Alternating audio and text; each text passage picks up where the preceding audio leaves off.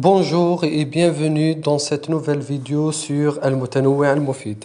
Donc aujourd'hui, nous allons voir comment faire une dissertation économique et surtout une bonne dissertation sur un sujet d'actualité.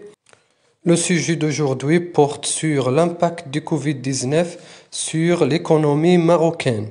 Donc l'objectif de cette séance vidéo est de vous montrer comment traiter une dissertation dans un concours de recrutement. Donc commençons par l'introduction suivante. Donc l'introduction du sujet.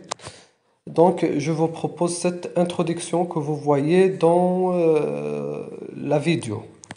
Aujourd'hui, l'un des débats majeurs porte sur l'impact du Covid-19 sur l'économie nationale.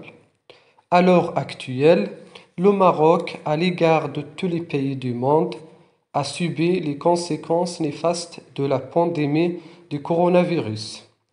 La crise a touché aussi bien les pays développés que les pays en développement. Aussi, sans négliger, le Maroc a subi des conséquences de cette crise sanitaire que connaît le monde entier.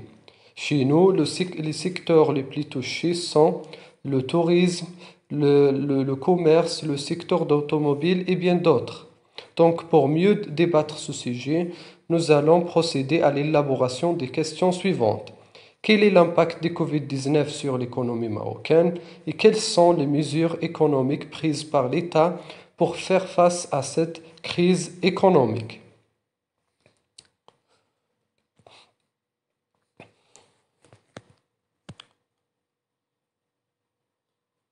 Donc, pour mieux répondre à ces questions, nous proposons les axes suivants. Le premier axe on va parler sur l'impact du Covid-19 sur l'économie nationale. Dans le deuxième axe, si vous voulez, on va traiter les mesures entreprises par le Maroc pour maintenir la consommation et la production. Et finalement, nous donnons des recommandations générales sur le sujet. Donc, en tant qu'économie axée sur la consommation, le commerce et le tourisme, le Maroc a connu des pertes importantes en 2020. Jusqu'à présent, les principaux secteurs les plus touchés sont le tourisme, comme vous savez bien, le tourisme, l'automobile, le textile et le transport aérien et maritime. Donc, étant également fortement dépendante de l'économie européenne, l'activité économique des royaumes sera inévitablement impactée par le repli de la croissance économique, ce qui est normal, Et vous pouvez ajouter d'autres explications à propos du premier axe. Donc, les mesures entreprises par le Maroc, j'ai oublié par le Maroc, ont pour objectif le soutien aussi bien des ménages, la consommation, que les entreprises, la production. En effet, pour soutenir la consommation et l'investissement, le Maroc a pris certaines mesures. En résumé, ces mesures, compte tenu du gel des activités des entreprises, de la hausse attendue des taux de chômage, ainsi que des mesures sanitaires entreprises, confinement par exemple. Pour toutes ces raisons, donc, pour faire face à ceci, le Maroc a pris des mesures spécifiques aux employés ayant perdu leur emploi. En effet, tous les employés qui ont perdu leur travail vont bénéficier d'un aide financière de la part de l'État.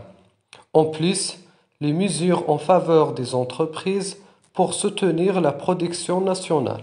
En effet, au-delà de la suspension du paiement des charges sociales jusqu'à la fin du mois de juin, ainsi que le report des échéances des prêts bancaires, la mise en place de Daman Oxygène pour les PME, donc par le ministère de l'économie et des finances et de la réforme de l'administration, Donc, cet outil a mis en place ce mécanisme de garantie auprès de la Caisse centrale de garantie pour couvrir jusqu'à 95% des montants de crédit. Ainsi, pour faciliter le financement des besoins en fonds de roulement des entreprises.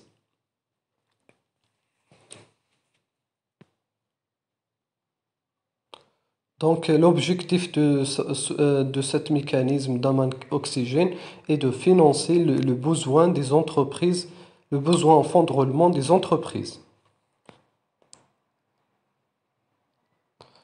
Donc, passons maintenant à une conclusion du sujet. Et je vous propose la conclusion suivante. Finalement, on peut dire que les mesures mises en œuvre par l'État ont minimisé d'une façon ou d'une autre les effets néfastes du Covid-19.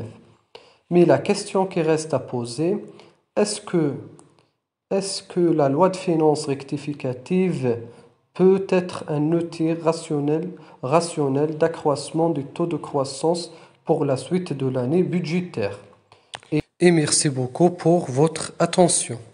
À la prochaine vidéo, Inch'Allah.